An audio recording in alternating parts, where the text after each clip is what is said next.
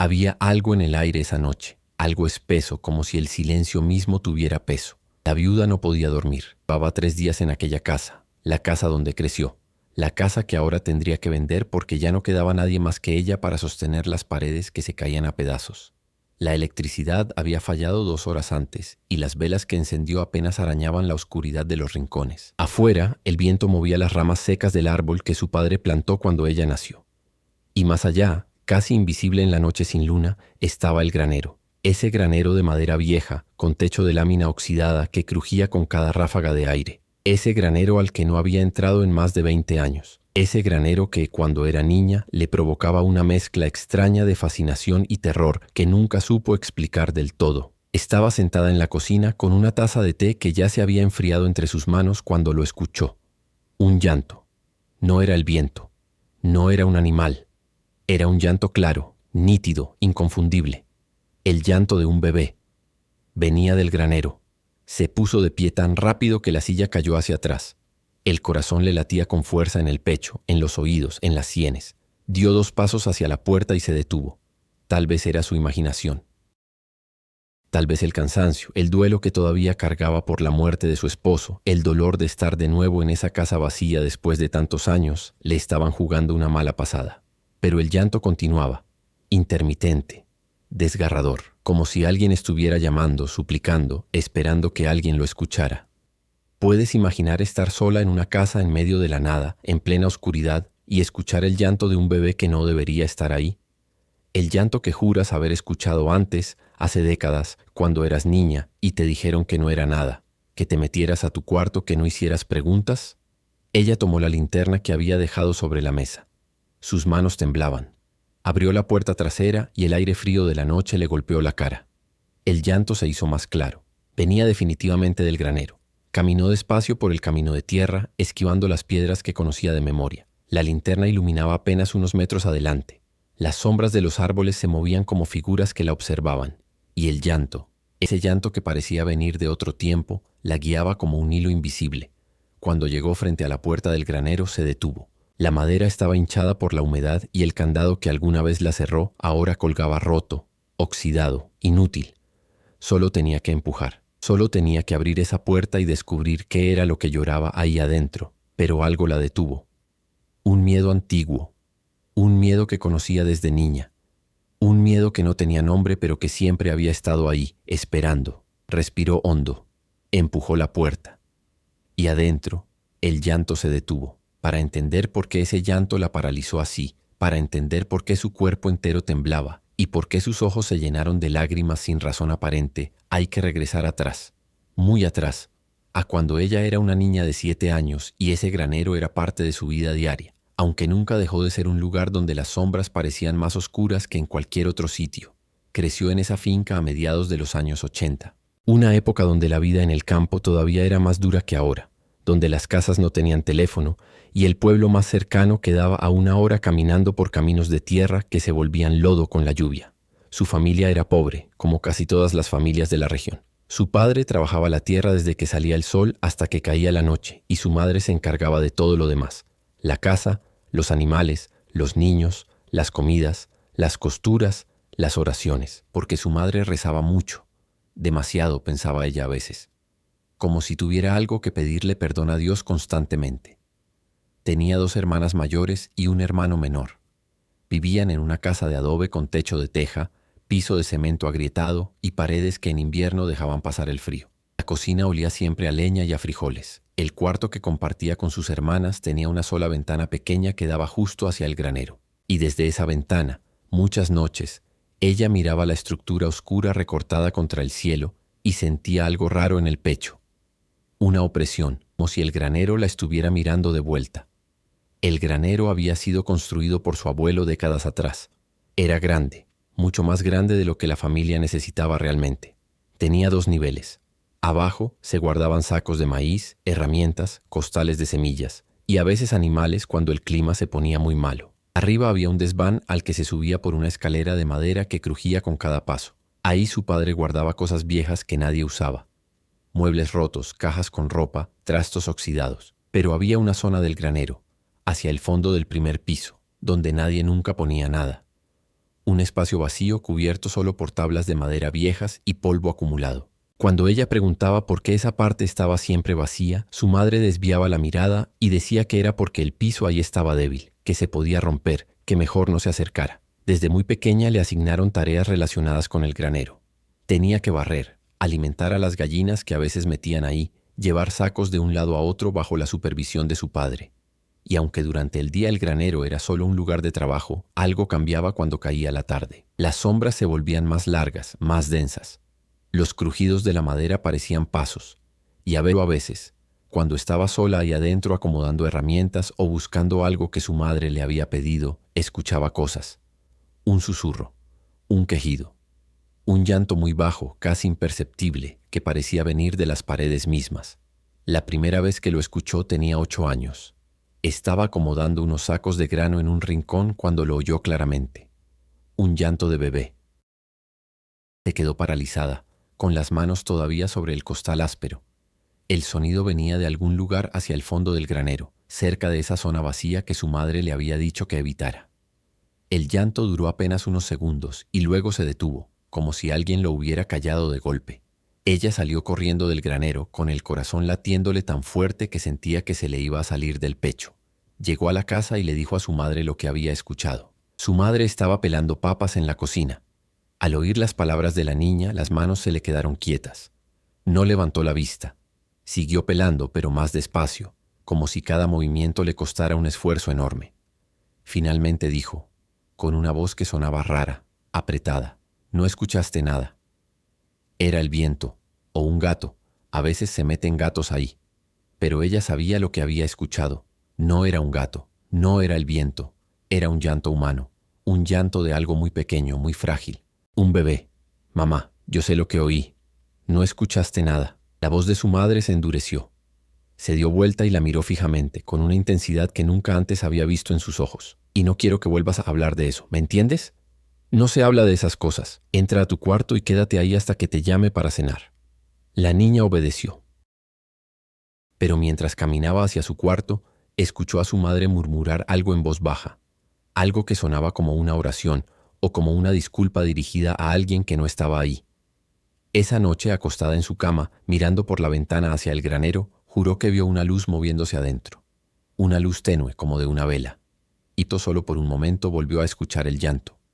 Pero esta vez no le dijo nada a nadie. Con los años el granero se volvió parte de su rutina, pero nunca dejó de incomodarla. A los 10 años ya barría ahí casi todos los días. A los 11 ayudaba a su padre a cargar costales. A los 12 a veces tenía que quedarse sola ahí adentro esperando a que él volviera de algún mandado.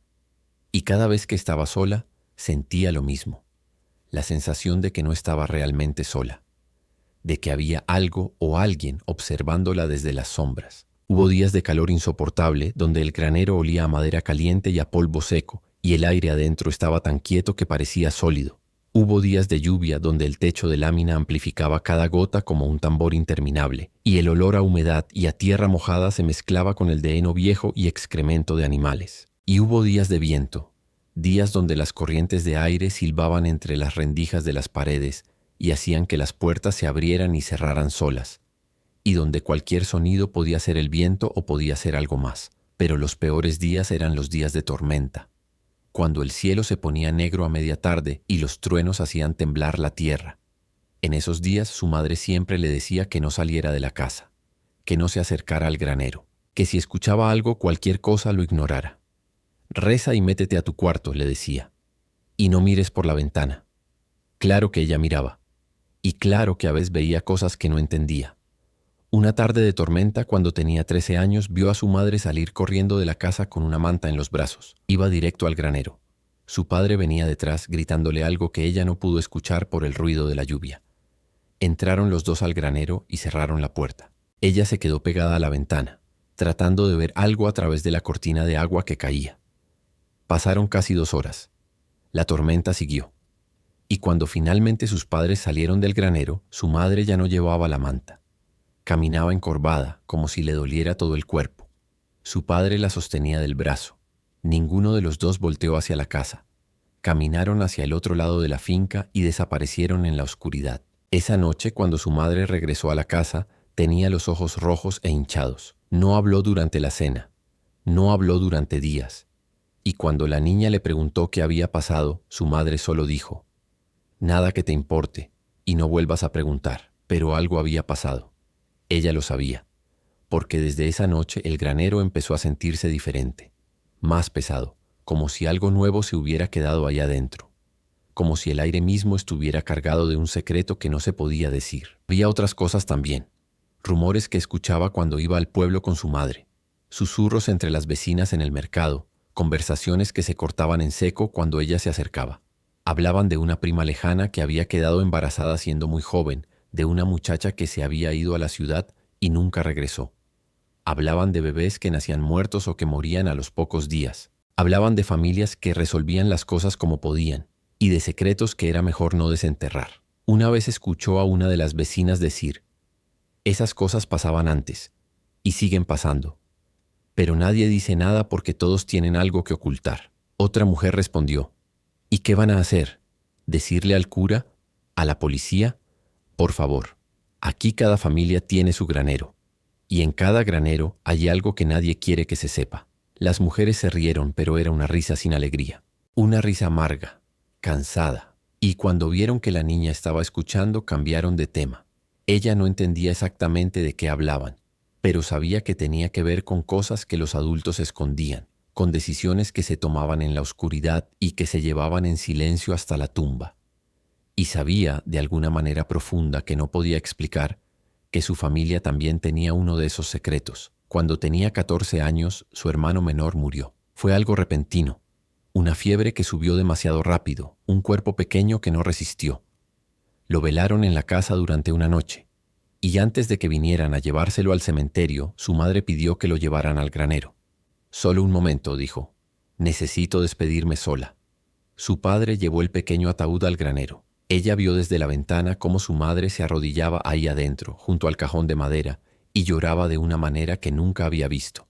No era un llanto normal, era un llanto desgarrado, lleno de culpa, lleno de algo más que dolor. Y entre los sollozos ella alcanzó a escuchar palabras sueltas. «Perdóname. No pude. No supe. Debí haber hecho algo». No sabía a quién le hablaba su madre, si al niño muerto que tenía enfrente, o a alguien más. A algún otro niño que tal vez una vez también estuvo ahí, en ese mismo granero, y cuyo nombre nadie pronunciaba. Los años pasaron, ella creció.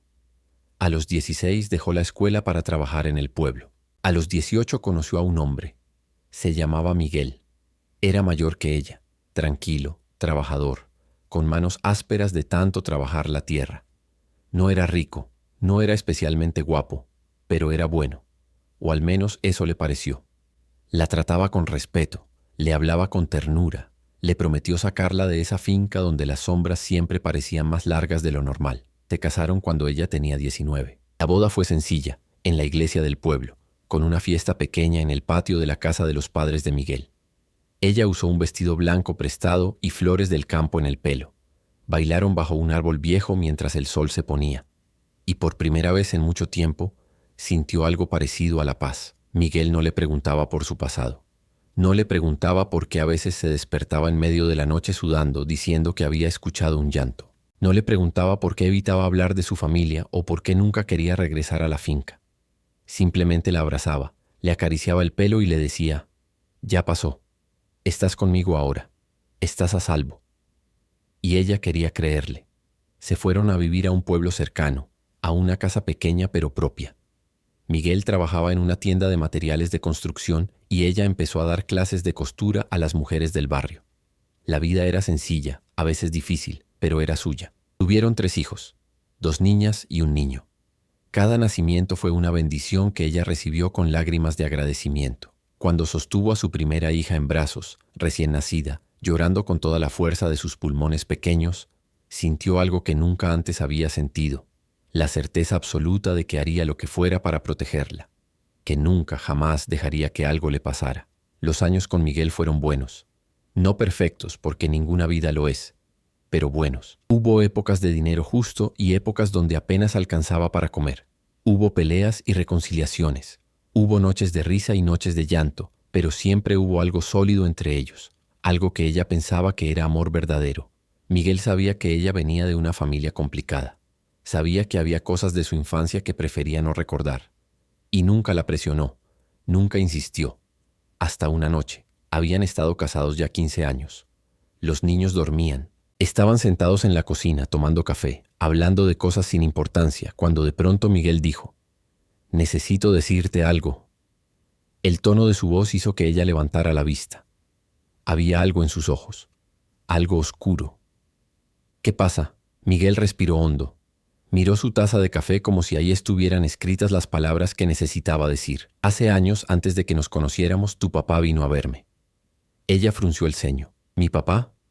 ¿Para qué?». «Para pedirme un favor». «¿Qué tipo de favor?». Miguel no respondió de inmediato. Se pasó una mano por la cara, cansado. Finalmente dijo: «Me pidió que si alguna vez tú empezabas a hacer preguntas sobre el pasado, sobre tu familia, sobre el granero, que no te dejara, que te distrajera, que te mantuviera lejos de ahí».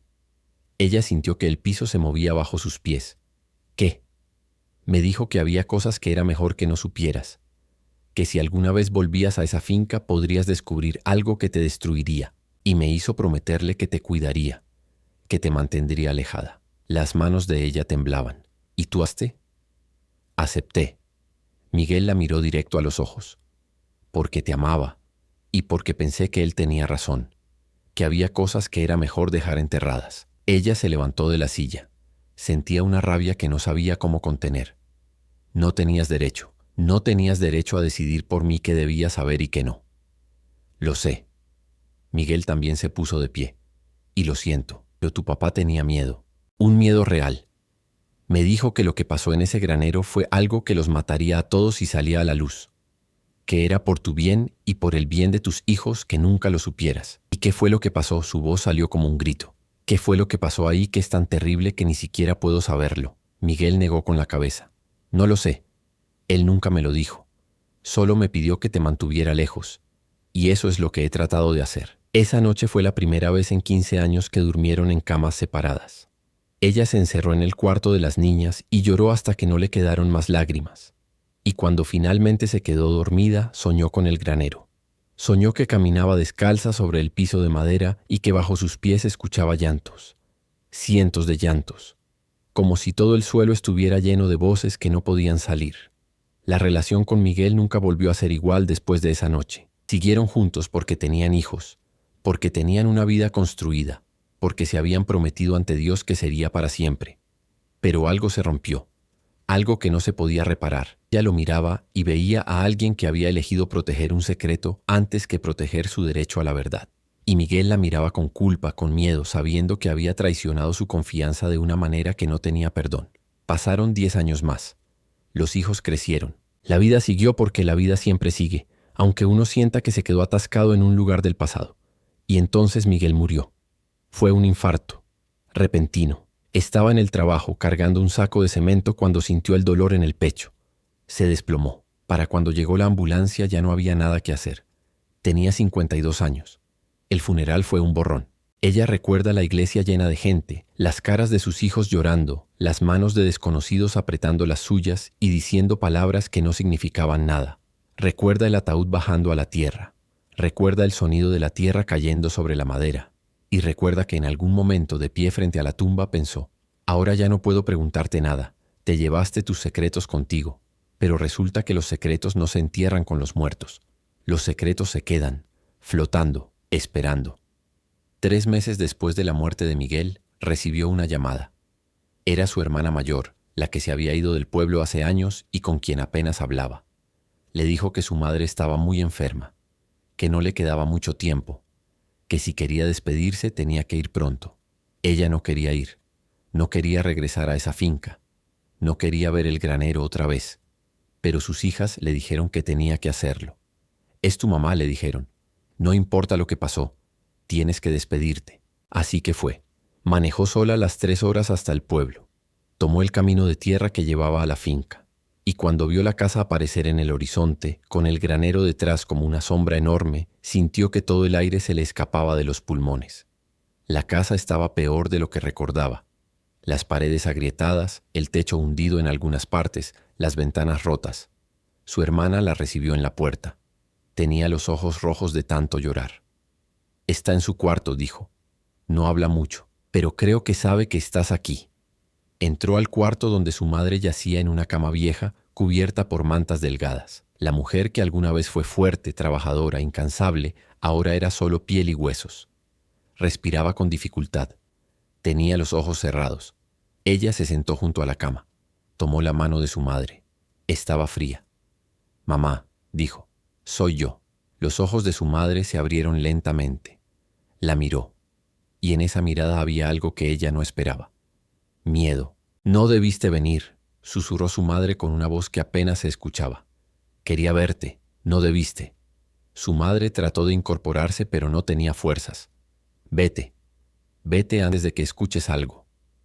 ¿Escuchar qué? Su madre cerró los ojos. Lágrimas rodaron por sus mejillas hundidas. El granero. No vayas al granero, por favor. Prométeme que no irás. Pero ella no prometió nada. Su madre murió 2 días después. Murió susurrando palabras que nadie entendió. Palabras que sonaban como nombres. Después del funeral, su hermana le dijo que tenían que decidir qué hacer con la finca. Venderla, probablemente. Nadie la quería. Nadie quería vivir ahí. Pero antes de venderla, había que limpiarla, revisar los papeles, ver si había algo de valor. Yo me encargo, dijo ella. No sabía por qué lo dijo. Tal vez porque necesitaba respuestas. Tal vez porque después de tantos años huyendo estaba cansada de correr. Así que se quedó, sola en la casa, con el granero esperándola afuera. Los primeros 2 días fueron tranquilos. Pasó el tiempo revisando cajones, cajas, papeles viejos. Encontró fotos de cuando era niña. Fotos de sus hermanos, fotos de su madre joven sonriendo con un bebé en brazos que no reconoció.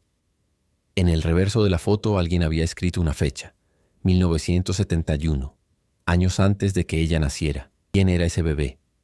La noche del tercer día fue cuando pasó. Estaba en la cocina tratando de calentar agua para un té cuando la electricidad se cortó. Todo quedó a oscuras. Encendió unas velas. Se sentó a esperar que volviera la luz. Y fue ahí, en ese silencio absoluto, cuando lo escuchó. El llanto. Venía del granero. Claro como el agua. Inconfundible. El llanto de un bebé. Y esta vez no era una niña asustada la que lo escuchaba. Era una mujer adulta. Una viuda. Una madre. Alguien que había pasado suficiente dolor en la vida como para saber la diferencia entre imaginación y realidad. Ese llanto era real. Se puso de pie. Tomó la linterna y caminó hacia el granero. Porque ya no podía seguir huyendo. Porque necesitaba saber. Porque ese llanto llevaba décadas llamándola. Y ahora, finalmente, iba a responder.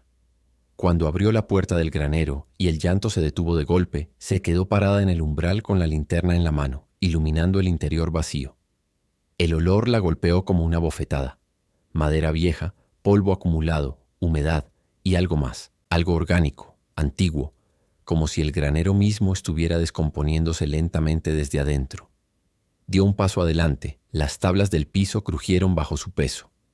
El haz de luz de la linterna recorrió las paredes, los rincones, las vigas del techo. No había nadie, nada, solo polvo y sombras. Pero el llanto había sido real. Ella lo sabía. Cerró los ojos y se obligó a respirar. Tal vez era su mente, tal vez el duelo, la tristeza, el cansancio de haber enterrado a su esposo y a su madre en cuestión de meses, la estaban haciendo escuchar cosas que no existían. Tal vez había desarrollado algún tipo de trauma auditivo, alguna alucinación producto del estrés.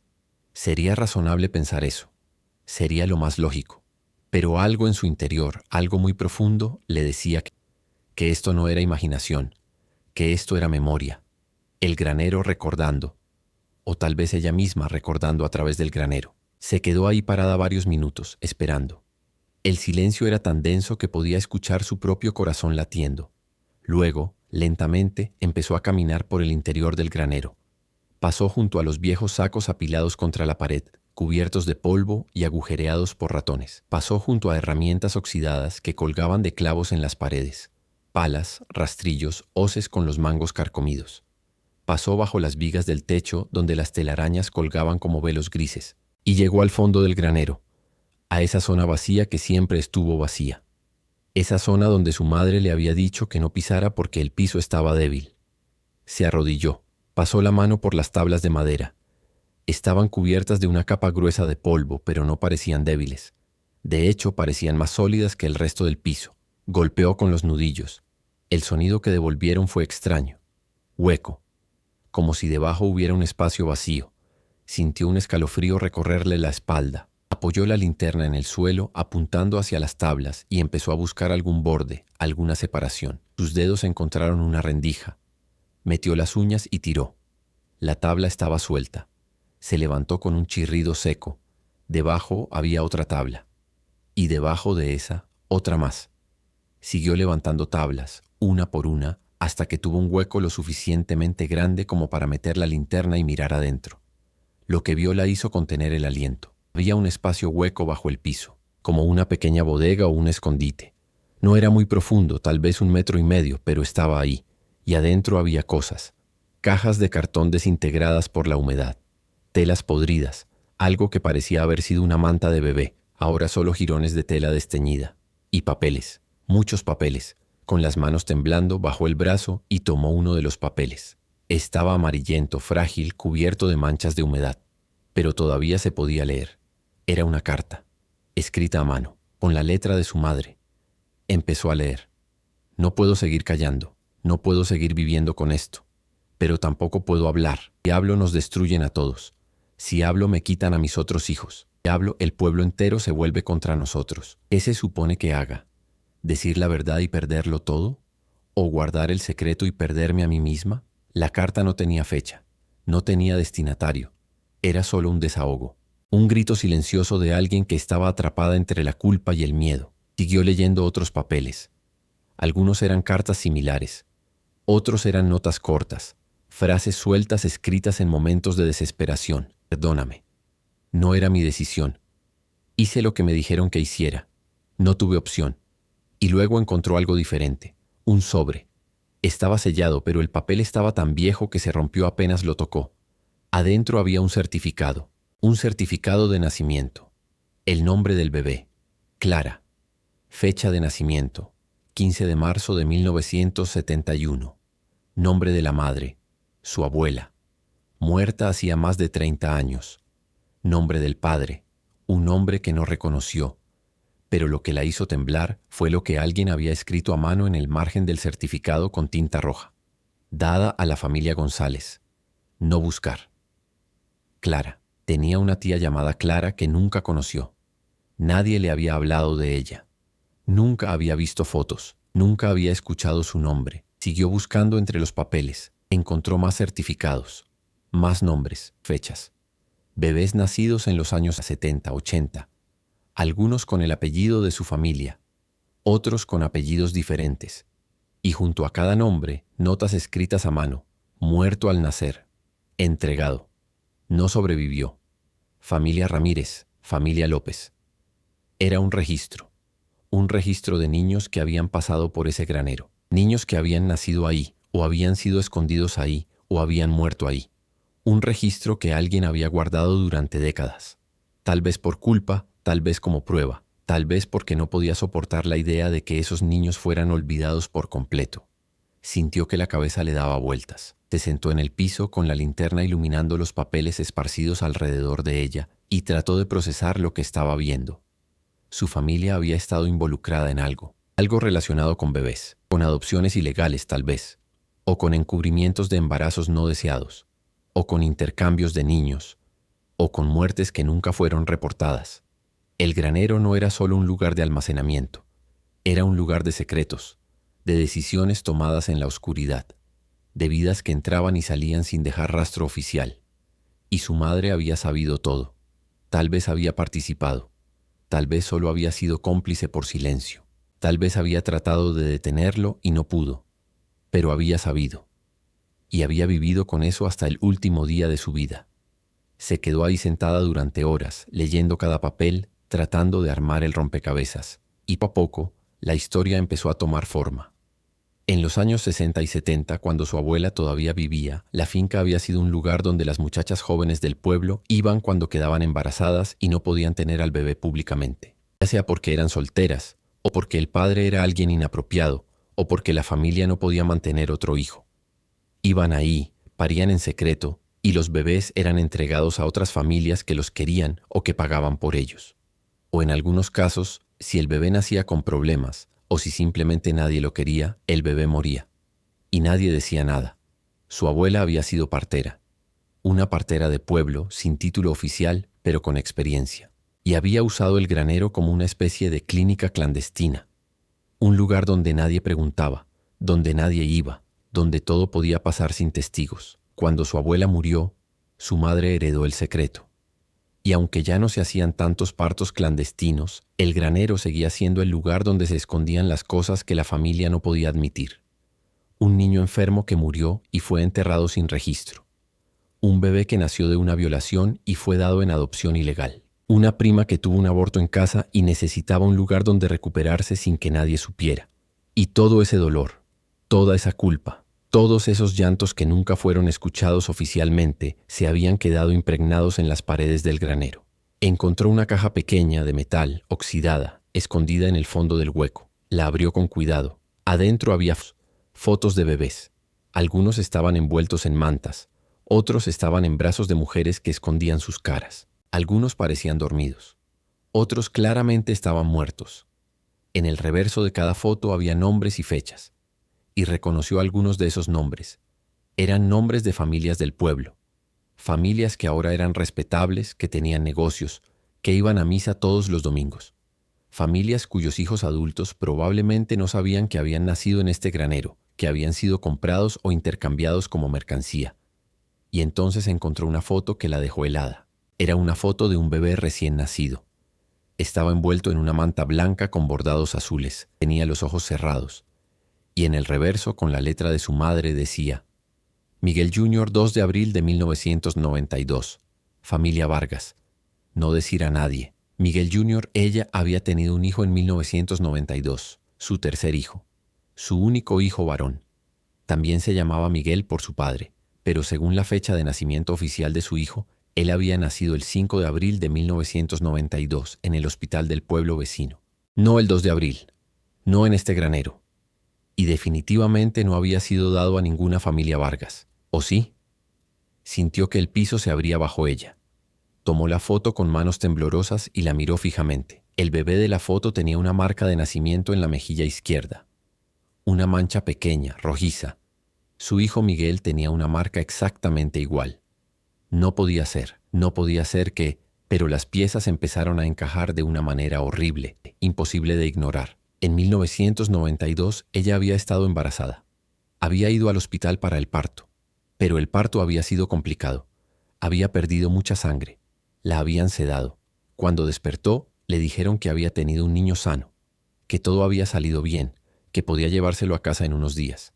Pero nunca le dejaron ver al bebé de inmediato. Le dijeron que estaba en observación, que tenía un poco de ictericia, que era mejor esperar. Pasaron 3 días antes de que finalmente le pusieran al bebé en los brazos. 3 días. ¿Qué había pasado en esos 3 días? Recordó algo más. Algo que había olvidado o que había elegido olvidar. Miguel, su esposo, había estado muy nervioso durante esos días. Iba y venía del hospital. Hablaba en voz baja con las enfermeras. Tenía reuniones con gente que ella no conocía. Y cuando finalmente le dieron al bebé, Miguel tenía una expresión en el rostro que ella no supo interpretar en ese momento. Era alivio, pero también era culpa. Es un niño hermoso, le había dicho besándole la frente. Nuestro hijo, para siempre. Como si tuviera que convencerse a sí mismo de eso. Años después, cuando Miguel le confesó que su padre le había pedido que la mantuviera alejada del granero, ella le había preguntado: ¿hay algo más que no me estés diciendo? Y Miguel había respondido: hay cosas que es mejor que no sepas. Créeme, es bien y por el bien de los niños, no nuestros niños, solo los niños. La foto temblaba en sus manos.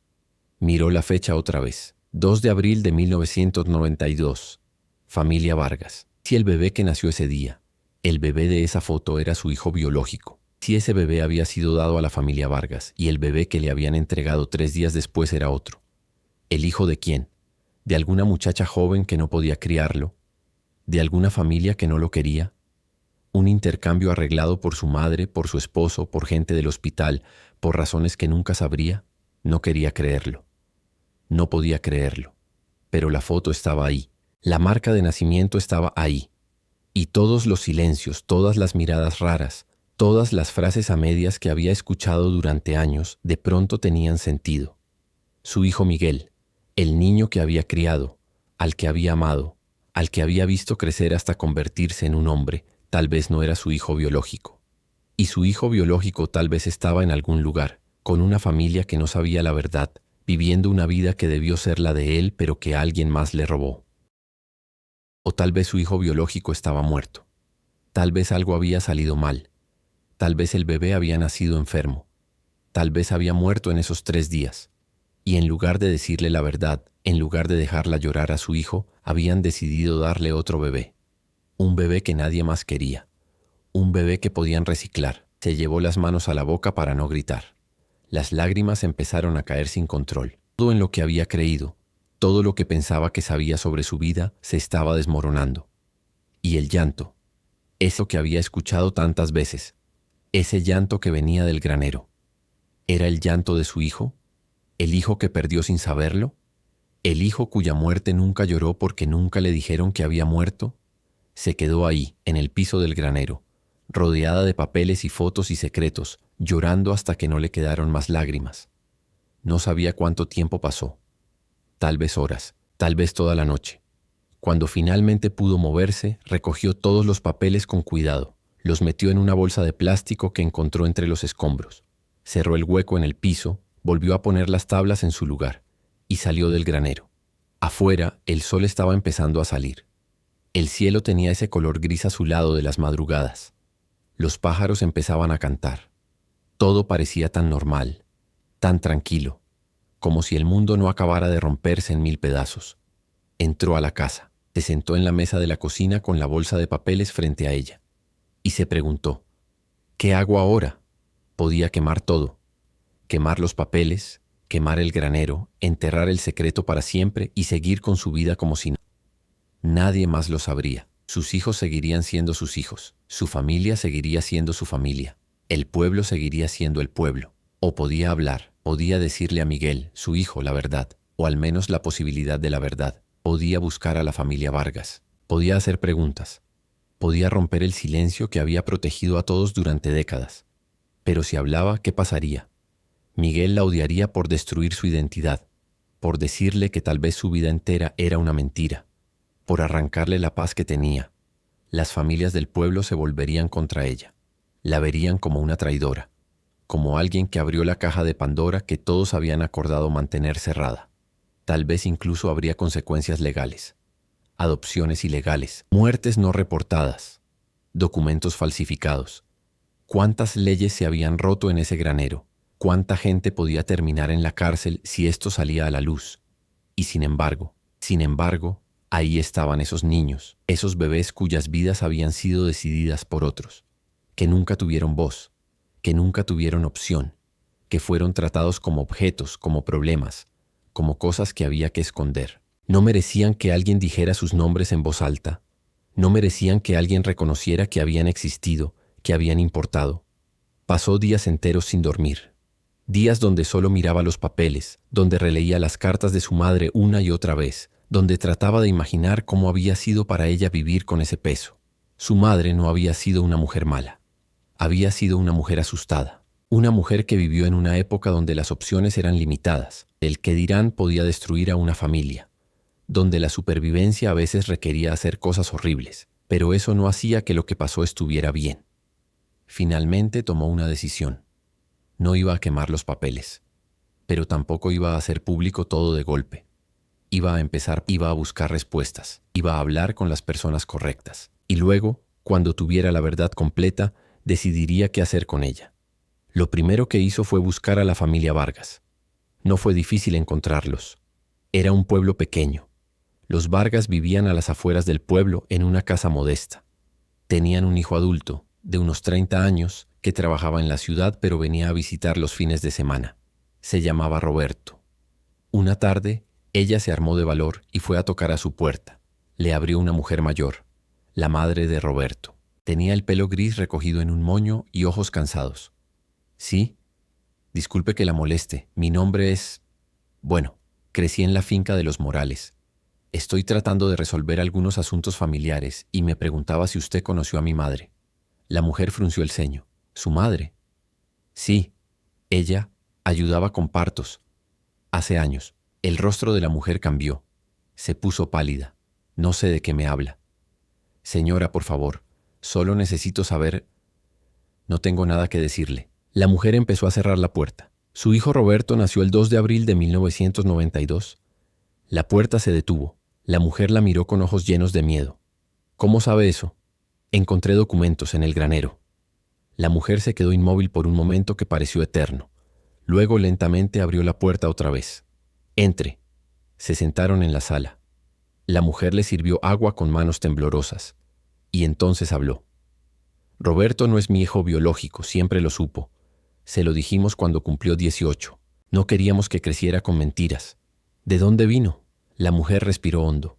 Nos dijeron que su madre había muerto en el parto, que era una muchacha joven, soltera, sin familia, que el bebé necesitaba un hogar. Nosotros habíamos intentado tener hijos durante años y no podíamos. Cuando nos ofrecieron a Roberto pensamos que era un milagro. ¿Quién se los ofreció? Su madre, la partera, y un hombre que trabajaba en el hospital del pueblo vecino. Nos dijeron que hicieran los papeles como si Roberto hubiera nacido de mí. Pagamos. No fue barato, pero valió la pena. Roberto es mi hijo. Tal vez no de sangre, pero es mi hijo. Las lágrimas empezaron a rodar por las mejillas de la mujer. ¿Por qué viene a preguntar esto ahora? ¿Qué quiere? ¿Llevárselo? No. La voz de ella salió apenas como un susurro. Solo quiero saber la verdad. ¿La verdad de qué? La verdad de quién era la madre de Roberto. La mujer negó con la cabeza. No lo sé. Nunca nos dijeron. Y nunca preguntamos. Teníamos miedo de que si hacíamos muchas preguntas nos quitaran al bebé. Ella sacó la foto de su bolsa. La foto del bebé con la marca de nacimiento. La puso sobre la mesa. ¿Roberto tiene una marca de nacimiento en la mejilla izquierda? La mujer miró la foto. Su rostro se descompuso. Sí, la tiene, pero ¿qué significa esto? Significa que tal vez yo soy la madre biológica de Roberto, y que el hijo que crié como mío tal vez no lo es. El silencio que siguió fue ensordecedor. Durante las semanas siguientes, ella y la señora Vargas hicieron lo que tenían que hacer.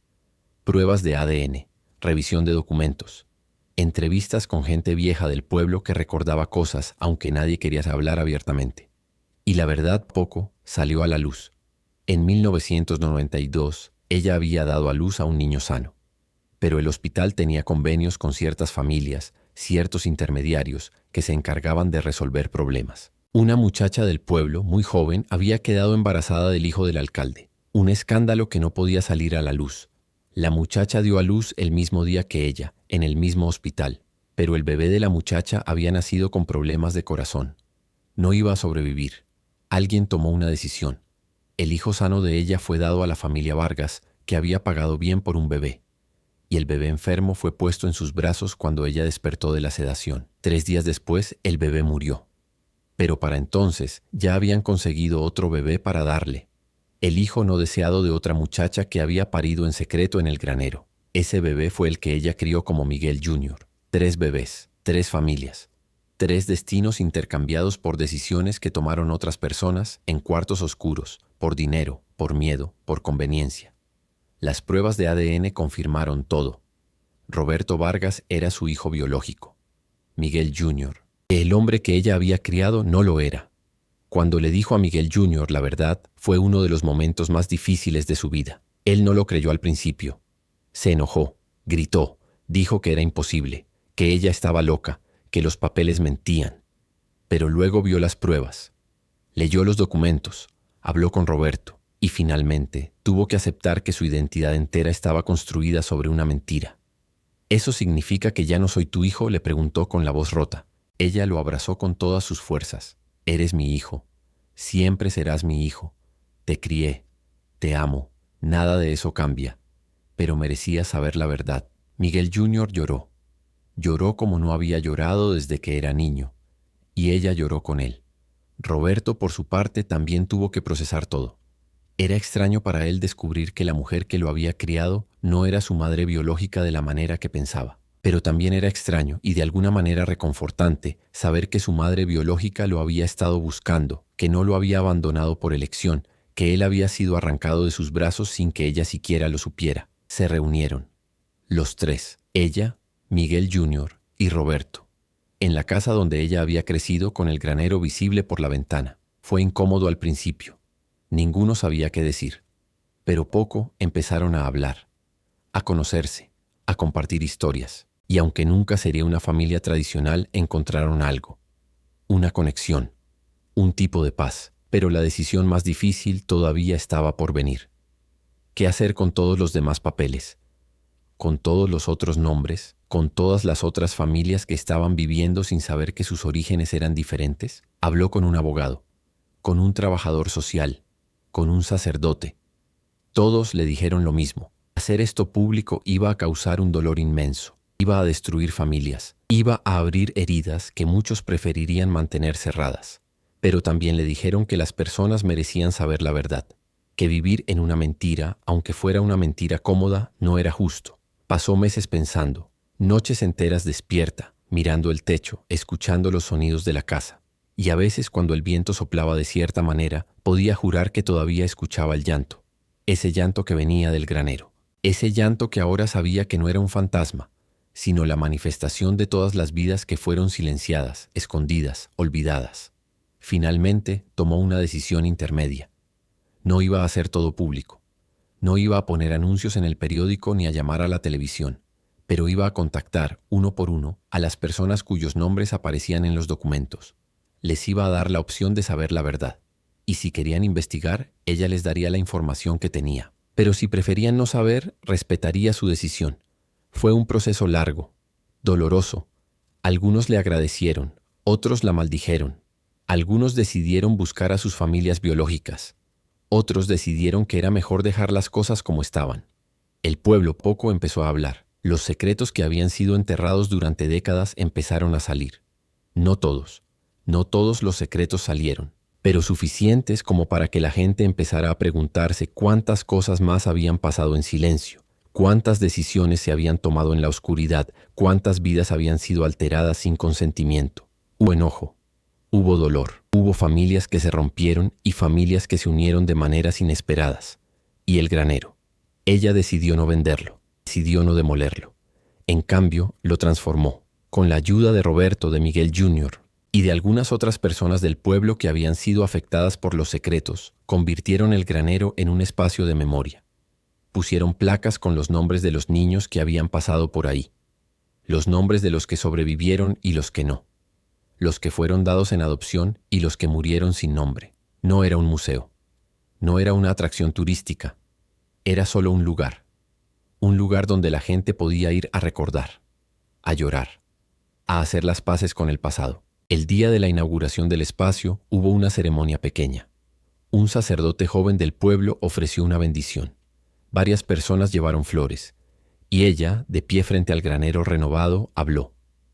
Este lugar guardó secretos durante muchos años, secretos que causaron mucho dolor, pero también es un lugar donde nacieron vidas, donde se tomaron decisiones desesperadas, donde la gente intentó sobrevivir en tiempos difíciles. No vengo a juzgar a los que hicieron cosas que ahora parecen terribles. No estuve en sus zapatos. No sé qué hubiera hecho yo en su lugar. Pero vengo a decir que esas vidas importaron, que esos bebés importaron, que merecen ser recordados, y que el silencio, aunque a veces parezca la opción más segura, al final siempre hace más daño que la verdad. Hubo lágrimas, hubo abrazos, y cuando todos se fueron, ella se quedó sola frente al granero. Se sentó en un banco de madera que habían puesto afuera. Cerró los ojos y escuchó el viento, los pájaros, el crujir de las hojas secas y silencio. No más llanto. O tal vez el llanto había estado ahí todo el tiempo y ahora finalmente había sido escuchado. Pasaron los años. Ella envejeció. Sus hijos, tanto Miguel Jr. como Roberto, se casaron. Tuvieron sus propios hijos. Las nietas y los nietos corrían por el patio de la vieja finca, jugaban cerca del granero transformado, hacían preguntas. Abuela, ¿por qué hay tantos nombres en las placas? Porque cada nombre es importante. Cada vida merece ser recordada. ¿Tú conociste a esos bebés? A algunos sí, a otros no. Pero todos forman parte de nuestra historia. Hubo ocasiones en que gente del pueblo venía a visitarla. Gente que había descubierto que su origen era diferente al que pensaban. Algunos venían enojados, buscando respuestas que ella no siempre podía dar. Otros venían solo a sentarse, a estar en el lugar donde su historia había empezado, aunque fuera una historia complicada. Una tarde, una mujer joven llegó. No era del pueblo. Venía de la ciudad. Dijo que su madre acababa de morir y que entre sus cosas había encontrado una carta. Una carta escrita por la abuela de ella, décadas atrás, donde confesaba que la había dado en adopción siendo bebé, que había parido en secreto en una finca, en un granero, y que nunca la había vuelto a ver. ¿Es este el lugar?, preguntó la mujer con los ojos llenos de lágrimas. Sí, este es el lugar. Se sentaron juntas. La mujer lloró, y ella la abrazó como había abrazado a tantos otros que venían buscando pedazos de su pasado. ¿Crees que hice bien en buscar?, preguntó la mujer. No sé si hiciste bien o mal, pero sé que tenías derecho a buscar, que tenías derecho a saber. Hubo una época, unos años después de que el espacio de memoria se abriera, en que el ayuntamiento consideró cerrar el granero. Decían que era deprimente, que asustaba a los turistas, que era mejor olvidar el pasado y seguir adelante. Pero la gente del pueblo se opuso. No todos. Había quienes todavía querían que todo se enterrara de nuevo, pero suficientes personas dijeron que no, que ese lugar necesitaba existir, que olvidar no era lo mismo que sanar. Y el granero se quedó. Ahora, tantos años después, ella es una mujer muy vieja. Tiene más de 70 años. El cuerpo le duele. Camina con bastón, pero todavía va al granero una vez por semana. Se sienta en el mismo banco, mira las placas, lee los nombres en voz alta, despacio, para que no se pierdan en el silencio. Clara, Roberto, Miguel, Ana, José. Tantos nombres, tantas vidas. A veces, cuando está ahí sentada, piensa en su madre, en esa mujer que vivió atrapada entre lo que creía que era correcto y lo que le exigían hacer, en esa mujer que escribió cartas desesperadas pidiendo perdón pero que nunca tuvo el valor de hablar en voz alta. Entiende a su madre más ahora. No justifica lo que hizo, pero entiende cómo el miedo puede hacer que la gente tome decisiones terribles. Y piensa en Miguel, su esposo, en el hombre que amó, que la protegió, pero que también le ocultó la verdad más importante de su vida. A veces lo extraña. A veces está enojada con él. A veces ambas cosas al mismo tiempo. Pero sobre todo piensa en los niños, en su hijo biológico que creció con otra familia pero que ahora es parte de su vida, en el hijo que crió, que no comparte su sangre pero que comparte su corazón, y en todos los demás niños cuyas historias nunca sabrá completa. Una tarde, mientras está sentada en el banco, uno de sus nietos la acompaña. Es un niño de unos 10 años, curioso, lleno de preguntas. Abuela, ¿por qué pasó todo esto? ¿Por qué la gente hacía esas cosas? Ella piensa en cómo responder. ¿Cómo explicarle a un niño que el mundo no siempre es justo, que la gente toma decisiones por razones complicadas, que a veces el bien y el mal no son tan fáciles de distinguir? Pasó porque la gente tenía miedo. Miedo de lo que iba a decir el pueblo. Miedo de perder el respeto. Miedo de no poder sobrevivir. Y cuando la gente tiene miedo, a veces hace cosas que después lamenta. Pero tú no tenías miedo cuando descubriste todo. Hablaste. Tenía mucho miedo, pero hablé de todas formas. ¿Por qué? Porque hay cosas más importantes que el miedo, como la verdad, como el respeto por las personas que ya no están aquí para hablar por sí mismas. El niño asiente aunque probablemente no entiende todo, pero algún día lo entenderá. Algún día, cuando sea mayor, volverá a este lugar y comprenderá por qué es importante. ¿Por qué no se puede dejar que el silencio gane? Esa noche, de vuelta en su casa, ella se sienta en la cocina con una taza de té. Mira por la ventana hacia el granero, iluminado tenuemente por la luna. Ya no escucha el llanto, no lo ha escuchado en años, pero a veces, en noches muy silenciosas, todavía siente una presencia. No es algo que la asuste, es más bien como una compañía, como si todos esos niños, todas esas vidas que pasaron por ese granero, estuvieran ahí, tranquilos, sabiendo que finalmente alguien los recordó. Antes de irse a dormir, escribe en un diario que ha estado llevando los últimos años. Es un diario donde documenta todo. Los nombres que encontró, las historias que descubrió, las familias que se reunieron. Quiere que quede registro, que si algún día alguien más necesita saber, la información esté ahí. En la última página que escribe esa noche pone: la verdad duele, no voy a mentir. Hubiera sido más fácil quemar los papeles, demoler el granero, fingir que nada de esto pasó. Hubiera podido seguir mi vida en paz, o al menos en la ilusión de paz. Pero la paz construida sobre mentiras no es paz real. Es solo silencio. Y el silencio siempre termina gritando de alguna manera. Cierra el diario, apaga la luz, se va a dormir. Y el granero, afuera, sigue en pie, testigo silencioso de todo lo que fue, todo lo que pudo haber sido y todo lo que finalmente salió a la luz. Pero la historia no termina ahí, porque las historias como esta nunca terminan realmente, solo cambian de forma. Años después de que ella muera, sus nietos abrirán el diario, leerán todo lo que documentó y tendrán que decidir qué hacer con esa información, si seguir contando la historia, si mantener el espacio de memoria, si continuar el trabajo de dar voz a los que no la tuvieron. Algunos querrán cerrar ese capítulo, dirán que ya es suficiente, que mirar hacia adelante. Otros dirán que no se puede mirar hacia adelante si no se entiende lo que quedó atrás. Y el debate seguirá, generación tras generación, porque esa es la naturaleza de los secretos familiares. No desaparecen solo porque se revelan, se transforman en preguntas, en decisiones, en responsabilidades que se heredan.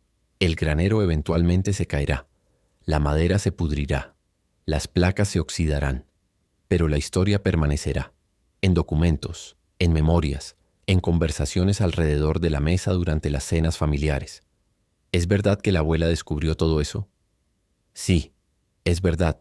¿Y qué hizo? Habló, aunque le costó todo. Y tal vez, solo tal vez, esa sea la lección. Que hablar, aunque duela, aunque destruya la ilusión de paz, aunque cause división, es mejor que el silencio. Porque el silencio no protege, solo pospone el dolor. Y mientras más tiempo se pospone, más grande se hace. Ella vivió lo suficiente para ver algunos de los frutos de su decisión. Vio familias reunirse, vio personas encontrar paz al saber la verdad. Vio a su hijo Miguel Jr. aceptar su historia y construir una identidad nueva, más honesta, más completa. También vio el otro lado. Vio familias que se rompieron porque no pudieron manejar la verdad. Vio personas que nunca le perdonaron haber abierto esa caja. Vio el dolor que causó. Y a veces se preguntaba, ¿valió la pena? No siempre estaba segura de la respuesta, pero cuando iba al granero y veía a alguien parado frente a una de las placas, leyendo un nombre, tal vez llorando, tal vez orando, tal vez solo estando ahí en silencio, sabía que había hecho lo correcto, porque esas vidas merecían ser recordadas. Y ese llanto que escuchó tantas veces en la oscuridad finalmente había sido respondido, no con venganza, no con justicia perfecta, sino con reconocimiento, con la simple pero profunda acción de decir, sé que estuviste aquí, sé que importaste, y no voy a dejar que te olviden. Y tal vez eso al final es lo único que cualquiera de nosotros puede hacer con el dolor del pasado, reconocerlo, nombrarlo, y asegurarnos de que no se pierda en el silencio. Así que te pregunto, a ti que has escuchado esta historia hasta el final, ¿qué harías tú si una noche escucharas un llanto viniendo de un lugar que todos te dijeron que evitaras? Si descubrieras que tu familia, la gente que amaste y en la que confiaste, había guardado secretos que cambiaban todo lo que creías saber sobre ti mismo. Si tuvieras en tus manos la evidencia de decisiones terribles tomadas por razones que tal vez nunca entenderás completamente, ¿hablarías o callarías? ¿Elegirías la paz falsa del silencio o el dolor real de la verdad? No es una pregunta fácil. Y cualquiera que te diga que lo es está mintiendo, porque la verdad es complicada. La verdad duele. La verdad rompe cosas que tal vez no se puedan reparar, pero él duele. El silencio también rompe cosas, solo que lo hace lentamente en la oscuridad donde nadie lo ve.